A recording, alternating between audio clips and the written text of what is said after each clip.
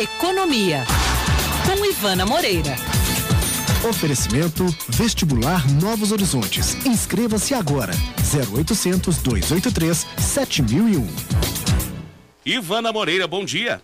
Bom dia, Antonelli. Ivana, 10,5%. Essa é a nova Selic. Pois é. E agora, depois dessa redução dos juros, podemos esperar aí por algumas outras novidades de estímulo ao crescimento da demanda interna. Quais os desdobramentos, Ivana, com essa queda da Selic? O mercado reagiu muito tranquilamente a isso, porque foi exatamente tudo como o mercado esperava. Inclusive o texto divulgado ontem era o mesmíssimo da reunião passada, completamente dentro das perspectivas. O mercado está agora mais preocupado com outras medidas que podem estar por vir. O governo está estudando concretamente a redução do IOF, que é o Imposto sobre Operações Financeiras, que está embutido nos financiamentos e que encarece os financiamentos, os empréstimos para o consumidor. A redução que o governo estuda é de 0,5 ponto percentual, fazendo o IOF cair dos atuais 2,5% ao ano para 2% ao ano. Essa medida é vista pelos técnicos do Ministério da Fazenda como uma medida de reação imediata para estimular a demanda doméstica por bens e serviços. E o crescimento da demanda leva ao crescimento econômico, né? Leva ao crescimento do PIB, o Produto Interno Bruto, e é isso justamente que o governo espera. Todas essas medidas estão sendo estudadas para garantir que o crescimento do PIB nesse ano fique mais perto de 4% do que de 3%. Se as pessoas compram mais, as indústrias produzem mais e o PIB cresce. Na análise dos técnicos, a redução do IOF é uma medida de grande impacto imediato, mas é também uma medida de custo relativamente barato para os cofres públicos. Uma reportagem publicada hoje pelo jornal Valor Econômico mostra que a queda de arrecadação do governo, se reduzir mesmo o IOF de 2,5% para 2% ao ano, vai ser de 1 bilhão e 600 milhões de reais.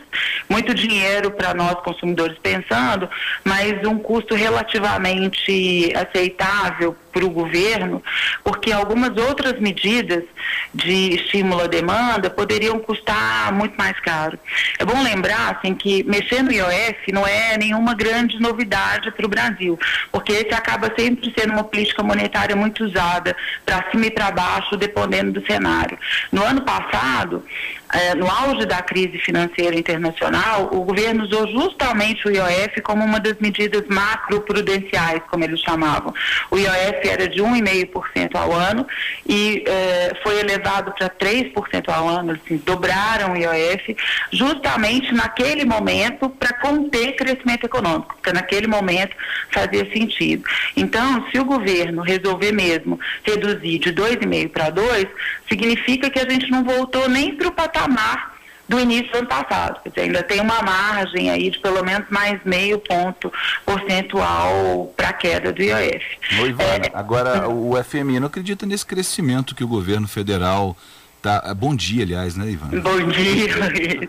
O FMI disse ontem que não acredita nesse crescimento que o governo federal está projetando para o Brasil esse ano. Acha que o Brasil deve crescer menos e, se a crise na Europa se intensificar, crescer menos ainda. Pode chegar a 1% só de crescimento em vez desses 4% que o governo está tentando projetar. Então, e é por isso que tantas medidas estão sendo tomadas. É meio assim, não chega a ser um desespero de causa, mas é uma preocupação muito grande do governo de criar mecanismos que possam alavancar esse crescimento, que possam garantir uma desaceleração menos acentuada do ritmo de crescimento que o Brasil vem tendo nos últimos anos.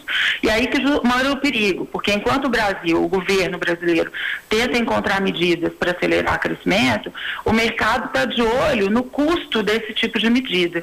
E o custo, o lado B mais chato do custo de medidas para estimular demanda interna é a tal da inflação. Hoje a gente viu aí a divulgação de alguns dos principais índices de inflação do país, da segunda medição de janeiro, e eles tiveram uma alta significativa, altas bem expressivas. O IPC, que é o índice de preço ao consumidor, teve uma alta de 0,81%, 0,81% no período entre 21 de dezembro e 10 de janeiro, mostrando aí que a gente está mesmo vivendo um período de pressão inflacionária. Dos grupos que tiveram maior alta foram alimentação, educação e transporte. Na alimentação, os destaques foram legumes e hortaliças, muito como reflexo direto das chuvas no Sudeste e da seca no Sul, que afetaram os agricultores, que destruíram lavouras. Na educação, o que pesou foram os cursos formais, escola, né, a escola do seu filho, a faculdade, que tiveram reajustes de preço da ordem de 12% em quase todos os estados, inclusive em Minas Gerais, que teve um reajuste nas escolas particulares nessa linha dos 12%. E o reajuste em transportes, o que pesou foi o reajuste das passagens de ônibus urbanos, como a gente teve também em Belo Horizonte, outras cidades de Minas Gerais, que acabaram pesando nesse cálculo do IPC desse período. Quem já passou dos 35 anos tem lembranças terríveis sobre inflação e está muito preocupado como o mercado, atento a isso. Até que ponto vale a pena o governo ficar criando medidas de estímulo à demanda para tentar elevar o crescimento do PIB em 2012? Qual que vai ser essa conta no futuro? É o que o mercado está questionando. Fica a pergunta no ar. Ivana Moreira, que fala sobre economia aqui na Band News FM. Ivana, uma ótima quinta-feira para você e até amanhã. Até amanhã.